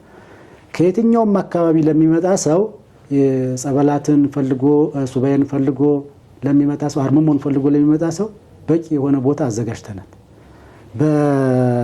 በማህበርም ይሁን በግል ራሱ የተዘጋጁ ዋሻዎች አሉን። ምንም በዚህ የምናስከፍለው አንድም ነገር የለም። ዓላማዊ ቤተክርስቲያኒቷ ማዳን ላይ አሁን ላይ ስለሆነ ማለት ነው። ችግር ሳይኖርብን ቀርቶ አይደለም። መጀመሪያ ህዝቡ ይዳን ከሚለው እሳቤ የተነሳ ነው። ከዚሁ ጋር ተያይዞ በጣም ልብ ላለ ሰው በቤዛዊት ማርያም በጣም የሚገርም ጸበሉ ላይ አሁንም ስመጣ ከመፍጠር ውጪ ሌሎቹን ነገሮቻችን የምናገኝበት ቦታ ነው። ይህም ደግሞ አንደኛው ምንድነው የቅድስት ሥላሴ ጸበል እዛ ጋር ስላለን በቅድስት ሥላሴ አምኖ የተጸበለ ሰው ከመፍጠር ውጪ ማንኛውም ነገር ያገኛል። ማመን ብቻ ነው በቃ እዚያ ቦታ ላይ የሚያስፈልግ ነው። አንደኛው ይሄ ነው። ወደ ጸበላቶቹ ዝርዝር በድጋሚ ለማስታወስ ያስፈልጋልና አጠር ባለ አነጋገር ከመላእክት የቅዱስ ሚካኤል፣ የቅዱስ ገብርኤል፣ የቅዱስ ሩፋኤል ጸበል በዚያ ይገኛል። ወደ ሰው ዘር ስንመጣ አንተ እንዳልከው የአዳምና የሔዋን ጸበል በዚያ ቦታ ላይ ይገኛል። ይህንን አሁን ትውልዱን በማስባረክ መልካም የሆነ የነገድ አባት መልካም የሆነ ወጣት የሚገኝበትን ብሯኪ የሚያስገኙ ደግሞ የአብርሃም፣ የይስሐቅ፣ የያዕቆብ የነሱ ጸበል ደግሞ በዚያ ይገኛል። አሁንም ደግሞ ወደ ነቢያት ክፍል ስንመጣ ደግሞ ያለቃቸው የነብዩ ሙሴ አሁን የማሻገር ላይ የተሾመ የሁለተኛው ደግሞ ሊቀ ነቢያት የኤልያስ አሁን ይሄ ደግሞ በረከት ላይና ይሄ በአዳም ልኮ ላይ የተሾመ በአዳም ልኮ አሁን የከበደው ሰው ካለ በቀላሉ በዚህ በነብዩ ሙልዛ ተወግዶለት የሚሄድበት ሁኔታ ነው እና ያለው የቅዱስ ኤልያስም ጸበል ዛጋል። በሶስተኛ ደረጃ እዚሁ ከነቢያት ላይ ሳንወጣ የነብዩ የቅዱስ ዳዊት ጸበልም ዛጋ አለ። ይሄኛው ደግሞ ኃይል መሙላት ላይ በነገራችን ላይ 7 ሀብታት ነው ያሉት። እንግዲህ ለኛ መስጠት የሚችለው ቅዱስ ዳዊት 7 ሀብታት ያሉት ነው። ይሄንን መጥቶ እኮ መውሰድ እኮ ነው። ወደ አዲስ ኪዳን ስንመጣ በጣም በቤዛዊት ማርያም ትልቁን የታምራትና መፈታት ያየሁት የሐዋርያት ጸበል ላይ ነው። የ12 ሐዋርያት ጸበል ከቅዱስ ጴጥሮስ ጀምሮ እስከ ቅዱስ ማትያስ ድረስ እዛ ጋር አለ። በዚህ ጉዳይ ላይ የግላቸውም ጸጋ እንዳላቸው ሆኖ በጋራ የተሰጡት ምንድነው ይህንን የመከነ ትውልድ ማንነቱን ያጣ ትውልድ መልሶ ጸጋውን የሚያገኝበት የሚታደስበት የሚፈታበት መጥፎ ነገር ደግሞ እንዳይነካው የሚታሰርበት የበረከት ክፍል ነው ይሄ የሐዋርያት ጸበል የምንለው ማለት ነው። ከዚያ ጋር ተያይዞ የዚህ የወንጌላውያኑ የነ ማርቆስ የነ ሉቃስ የነሱ ጸበል ደግሞ አለ። አሁን ቅድም እንደው ስታነሳው በጣም ገርሞኛል። አንደኛው የጸሎት ክፍል የሚገርም የሐዋርያው ቅዱስ ጳውሎስ ጸበል ነው አንደኛው ያለው። አሁን ይሄ ደግሞ የርቀት አገልግሎትን ዛሬ በቤዛዊት ማርያም እንድናጠናክር ያደረገን የቅዱስ ጳውሎስ ሕይወት ነው። አብዛኛው የጻፋቸው መልእክታቶች ስንመለከት ለ12 ሀገሮች ለ2 ሰዎች መሰሉኝ አይደል መምህር? እነዚህ አሁን በርቀት የተሰጡ አገልግሎቶች ናቸው። የሚገርም ነገር በዘመኑ በደብዳቤ የተላኩ ናቸው። ይህ አሁን ዛሬ ደግሞ ቴክኖሎጂው እንደዚህ ቀርቦ በቅርበት እንድናገለግል ያደረገን የቅዱስ ጳውሎስ አገልግሎትና አሁን እኛ እያስቀጠልን ያለ ነው። በየትኛውም አካባቢ ይኑሩ ምንም ነገር አያደርጉ ብቻ ክርስትና ስማቸውን ልከው እነሱም በዚያ ሰዓት በተወሰነ ደረጃ ከኃጢአት ርቀው በኋላ እንደማይመለሱ ቅድም መምህሩ በእርግጥ አረጋግጠዋል። ይህንን ሁኔታ እየሰጠንበት ያለ ሁኔታ ነው ያለው። እንደዚሁም ደግሞ ከዚህ ከመካንነት ጋር በተያያዘ ወይም ደግሞ መልካም ልጅ ከማግኘት አንጻር ከተያያዘ ደግሞ የቅድስት ኤልሳቤጥ ጸበል በዚህ አገልግሎት ለመፋጠን በዚህ በንግዱ ዓለምም ይሁን በመንፈሳዊ ስራ ይሁን የተፋጠነ አገልግሎት ለማግኘት የመግደላዊት ማርያም ጸበል በዚያ ራሱ ይገኛል።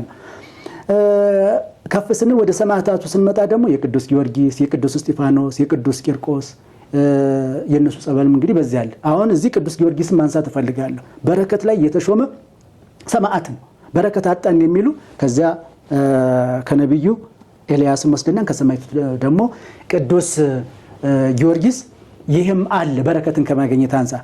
ወጣ ስንል ደግሞ ወደ ተሻለው ክብር ወደ መጨረሻው ክብር ለመድረስ ደግሞ የእነ አባ እንጦንስ የእነ አባ ጳውሊ የእነ አቡነ ገብረ መንፈስ ቅዱስ አለ። አሁን ላይ ቅድም በተነሳው ሂደት ላይ ዛሬ ዘመኑ ከዚህ ዘግይቶ መቀበል መርሳት ኦቲዝምነትን በተመለከተ ደግሞ የሚገርም ከቤተ ክርስቲያን ርዕስ አባቶች የአባ ጊዮርጊስ ዘጋስጫና የቅዱስ ያሬድ ጸበል በዚህ ይገኛል። በዚህ ላይ የተሾሙ ናቸው። እንደዚህ አይነት ኬዝ ካለ ትምህርት የማይገባቸው ልጆች ካሉ ወደዚህ ደግሞ ወደ ኦቲዝም ያደሉ ካሉ በዚያ መጥተው ቢጸበሉ መልካም የሆኑ ጅማሬዎችን የሚያስደስት ነገር እያየን ያለ ነውና ጸበላቱን በተመለከተ እነዚህ አገልግሎቶች ራሱ የሚሰጥበት ነው። ቅድም በጣም ከሌሎቹ አብያተ ክርስቲያናት ወጣ ብለን ቅድም አባታችን ሲናገሩት እንደሰማኸው የዚህ የስነ ልቦናና የስነ አእምሮ የማማከር አገልግሎት ነው። አሁን በቤተ ክርስቲያናችን ይህንን አገልግሎት ለመስጠት አሁን በዚህ ባለው በታላቁ መንፈሳዊ ኮሌጅ ከዚህ ከቤተ ክርስቲያናችን ወደ 7 የሚደርሱ አባቶች የዚህ የስነ ልቦናና የስነ አእምሮ ወይም የማማከር አገልግሎት አሁን በዚህ ዓመት እንደውም ግራጁዌት ያደርጋሉ። በነገራችን ላይ ትልቁን ክፍተት የሚሞላው ይሄ ነው።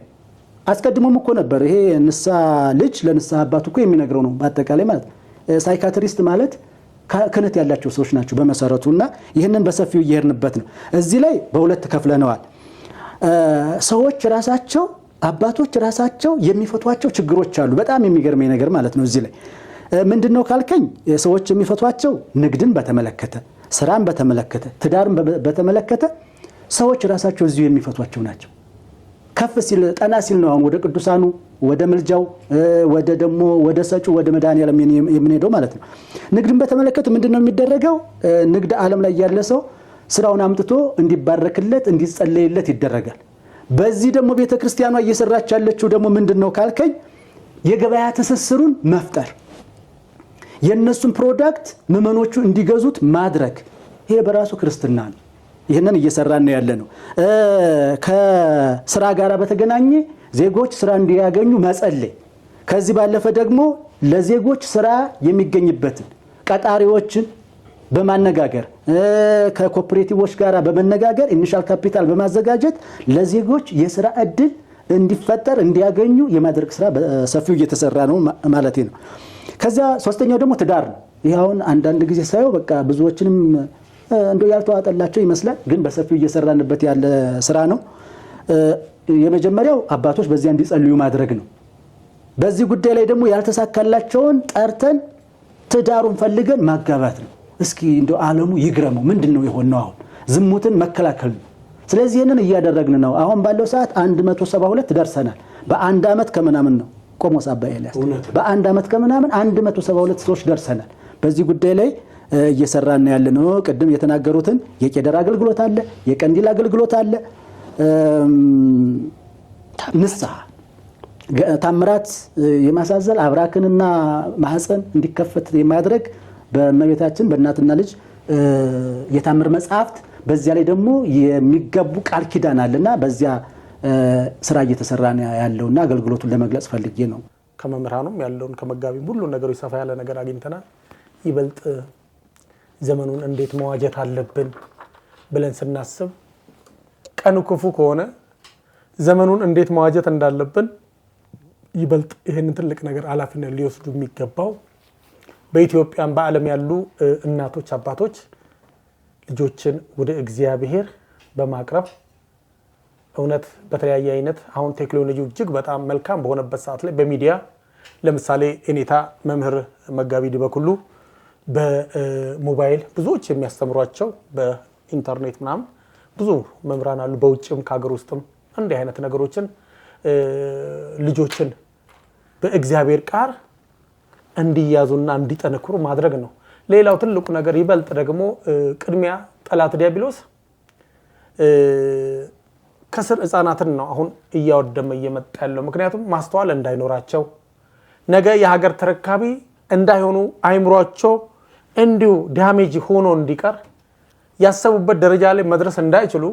ምክንያቱም ቴክኖሎጂው መልካም ሆኖ ሳለ ነገር ግን ዛሬ ህፃናቱ ወጣቱ እጅግ በጣም በዚያ በቴክኖሎጂ በሞባይል ተጠምዶ ያዙበት ሁኔታ መንፈሱ አሰራር በውስጣቸው ገብቶ እጅግ በጣም ብዙዎች ዳሜጅ ሆነው እስከ ጸበል ደረጃ ላይ በቀላሉ አልፈታ ሁሉ ያለበት ሁኔታ አለ። ግን ለእግዚአብሔር የሚሳነው ነገር የለም። ብዙዎችም የተፈቱበት ሁኔታ አለ። ይበልጥ በአብዛኛው ልጆችን እናት ቤተሰቦች ሞባይል ለልጅ ከመስጠት ይልቅ ወደ ቤተክርስቲያን ቢልኩ ይበልጥ በቤዛዊት ማርያም ዛሬም ሁሌም ቀድማ የምትናገረው ልጆቻችሁን ወደ ቤተክርስቲያን በቃ። ምክንያቱም እጅግ በጣም ጠላት ዲያብሎስ ዛሬ ወጣቶች የሚውሉበትን ቤተሰብ ላይ ሊውል ይችላል። ልጆችን ወደ ቤተክርስቲያን ግን በእግዚአብሔር ቃል ከጠነከሩ ከጎለመሱ እጅግ ማንኛውም የክፉ መንፈስ አሰራር አንዳች ወደ ኋላ ስትራፕ ላይ ያደርጋቸው አይችልም። ስለዚህ እንደ አጠቃላይ በውጭም በሀገር ውስጥም ላሉት እናቶች ይሄን ጥሪያችንን ከምንም በላይ ልጆቻቸውን በሚዲያም ትምህርቶች እንዲማሩ ማድረግ ብሎም ደግሞ በዚህ በቅርብ ያላችሁ ልጆቻችሁን ወደ ቤተክርስቲያን በመላክ በእውነት በመንፈሳዊ ኃይል እንዲጠነክሩና እንዲጎለምሱ ማድረግ ይገባቸዋል እና ስለዚህ እግዚአብሔር አምላክ መላው ሀገራችንና ኢትዮጵያችንን እግዚአብሔር አምላክ ይባርክልን ይቀድስልን ነው ምለው። ስለነበረን ቆይታ አባቶቼ እጅግ አድርጌ ከልብ አመሰግናለሁ። እግዚአብሔር ደግሞ የተናገርነው ንግግር እግዚአብሔር አምላካችን ሰዎች እንዲጠቀሙበት እሱ እንዲመሰገንበት እመቤታችን ቅድስት ድንግል ማርያም በአማላጅነቷ ምስጋና እንዲደርሳት ክብሯ እንዲገለጽበት እግዚአብሔር ያድርግልን። አሜን። የተወደዳችሁና የተከበራችሁ አድማጭ ተመልካቾቻችን ዛሬ ከቤዛዊት ማርያም ቤተክርስቲያን አባቶች ጋር የነበረን ቆይታ ይሄን ይመስል ነበረ። ከመላከ ሰላም ቆሞስ አባ ኤልያስ ጋር ከሞዓዘ ጥበባት መምህር መንበር ጋር ከመጋቢ ሐዲስ መምህር ድበኩሉ ጋር የነበረን ቆይታ እጅግ ደስ ይል ነበረ። እንግዲህ ሁላችሁም ለዚህ ለሚያስደንቅና ለሚያስገርም ለቃል ኪዳን ቦታ መጥታችሁ በረከት እንድታገኙ በእመቤታችን በቅድስት ድንግል ማርያም ስም ጥሪ ተደርጎላችኋል። እንደው በዚሁ አጋጣሚ ወደ በርሜል ቅዱስ ጊዮርጊስም ከኛ ጋር ለመጓዝ የምትመጡ እንዲሁም ደግሞ በርሜል ቅዱስ ጊዮርጊስም ላይ ቆይታ አድርጋችሁ ስትመለሱ በተለይ በውጭው ዓለም የምትኖሩ ኦርቶዶክሳውያን አዲስ አበባ ቅርብ ላይ ነው ያለችው ቦሌ አራብሳ ቤዛዊት ማርያም ከፒያሳ ከመገናኛ ከሜክሲኮ ከለጋሃር ከቦሌ ከጎሮ ከጣፎ ከአባዶ እንዲሁም ከኮየፈቼ ከቱሉ ድምቱ ከአቃቂ ቃልቲ በአንድ ታክሲ የምትደርሱበት ቦታ ነው። ቦሌ አራብሳ ከመጣችሁ በ49 በፍልውሃ ጸበል መድኃኔዓለም መስመር ከመጣችሁ 49ን ቀጥታ እንዳለፋችሁ ወደ አራብሳ የሚጭኑ ታክሲዎች አሉ። መስቀለኛ መንገድ ላይ ስትደርሱ አቡነ ገብረ መንፈስ ቅዱስ ቤተክርስቲያን ጋር መስቀለኛ መንገድ ላይ ስትደርሱ ቤዛዊት ማርያም ብላችሁ ብትጠይቁ ማንም ያሳያቸዋል። እንዲሁም ደግሞ በሀያት በጎሮ በ72 መንገድ በንቡ ሚካኤል መስመር ለምትመጡ ደግሞ ቃጥላ ማርያምን ወረድ እንዳላችሁ መገንጠያ ኬላ አካባቢ የሚባል ቦታ አለ። የቤዛዊት ማርያም መገንጠያ ወይም የአቡነ ገብረ መንፈስ ቅዱስ ቤተክርስቲያን መውረጃ ብላችሁ ብትጠይቁ ማንም ሰው ያሳያችኋል። ይሄ ምንም ውጣ ውረድ የለውም። በቤት መኪና በራይድ ትራንስፖርት ለምትመጡ መኪና እስከ ቦታው ድረስ ይገባል። ይሄንን ቦታ ተጠቀሙበት። ይሄ ገና ብዙ ሰው ያልተጠቀመበት ብዙ ሰው ያላወቀውና ያላየው ቦታ ነው። እኛም እንግዲህ የዳኑ የተፈወሱ ሰዎችን ስራ ያጡ ስራ ያገኙ፣ ልጅ ያጡ ልጅ ያገኙ፣ ትዳር ያጡ ትዳር ያገኙ ሰዎችን በአካል እኔ ቦታው ላይ እየሄድኩ ኢንተርቪው እያደረጉ በዶርቃ ሚዲያ አደርሳችኋለሁ። ቦታው ገደላማ ዋሻማ ቦታ ነው። ከዚህ የበለጠ አገልግሎቱን ለማስፋት ቤተክርስቲያኒቷ የባለ ይዞታዎችን ካሳ እየከፈለች ትገኛለች። የቤተክርስቲያኑን ህጋዊ አካውንት ከታች አስቀምጥላችኋለሁ። አነሰ በዛ ሳትሉ ለበረከቱ ያላችሁን አቅማችሁ የፈቀደውን ገቢ እያደረጋችሁ ደረሰኙ ላይ ስመ ክርስትናችሁን እየጻፋችሁ ወደ እኔ ብትልኩ በቀጥታ ለአባቶች አደርስላችኋለሁ። ስለ ሁሉም ነገር ስለማይነገር ስጦታው አምላካችን እግዚአብሔር ስሙ የተመሰገነ ይሁን። ዛሬ የነበረን ቆይታ ይሄን ይመስል ነበረ። በድጋሚ በሌላ ቪዲዮ እስከምንገናኝ ድረስ ሁላችሁም በያላችሁበት ቸር ሰንብቱ።